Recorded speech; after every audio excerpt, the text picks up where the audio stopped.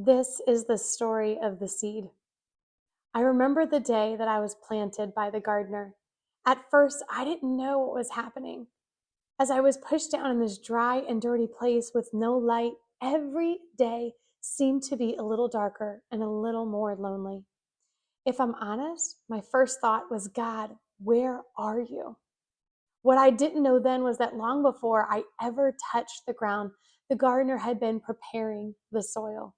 He'd been turning it over and breaking it up, removing stones and making room for something new to grow. But preparation rarely looks pretty. I think from where I'm rested, it looks like darkness. It feels quiet and lonely, like nothing good could possibly come from being stuck underground.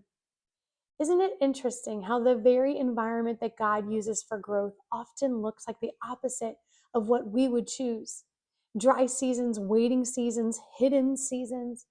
Yet that soil wasn't a sign that I'd been forgotten. It was proof that I had been carefully placed.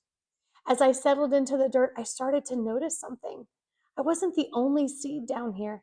Some seeds carried life inside of them, and seeds destined to grow into nourishment, beauty, and fruit. These are like the truths of God planted deep within our hearts. But there was other seeds too. Seeds that would grow into weeds, seeds of fear and doubt, of lies and unbelief. And here is what I learned from the place of questions and uncomfortable circumstances. Whatever is allowed to take root in your mind will eventually grow. The weeds didn't announce themselves at first. They never really do. They simply tried to wrap around the good seeds, stealing nutrients and choking life before it even began to have a chance to break through the surface. In the garden of our minds, we must be careful what we allow to stay buried within us, because both truth and lies grow, but only one leads to life. There were long moments underground when I wondered if the gardener remembered where he planted me. Why is it still dark? Why haven't my circumstances changed? Why am I still here? What I couldn't see that was above the soil was everything was in motion. The sun was shining, the rain was falling, and the conditions were starting to shift. Here's the mystery of growth. God can be changing the conditions without immediately changing our circumstances. I couldn't see the water soaking into the ground, but it was reaching me. I couldn't see the sunlight warming the earth, but it was awakening something inside of me. And slowly, very slowly, life began to stir, not around me, but within me. Because hope doesn't begin when our circumstances improve. One day, I felt it, that impossible urge to grow against the weight of the dirt, against the pressure telling me to stay small. So I stretched down at first, taking time in the darkness to grow deep roots that would anchor me in any storm. Then I grew upward. And the very conditions that I thought would break me began to be the exact place that I saw growth inside of me.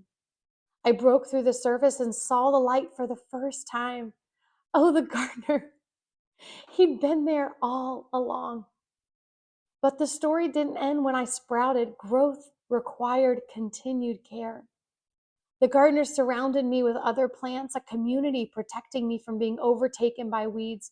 He continued to bring truth like water and light so I could grow strong instead of fragile.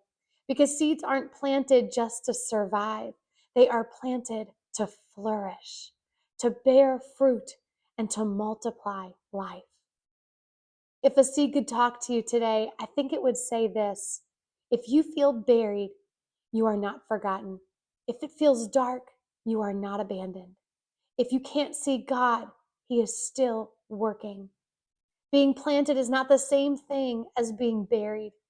One means the end, and the other means something new is about to begin. So guard what takes root in your heart. Pull the weeds quickly and hold tight to truth. And when you find yourself asking God, where are you? Remember the seed, because the greatest growth often takes place in the places that look the most hopeless until suddenly they aren't.